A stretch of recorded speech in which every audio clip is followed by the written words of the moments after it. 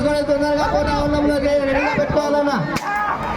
మీ phone చేస్తుంటే switch off వస్తుంది. దయచేసి మన వెంకన్న గారు కమిటీ వారికి సహకరించాలా. మీ ఎద్దును తీసుకొని తొందరగా రెడీగా పెట్టుకోండి అన్న.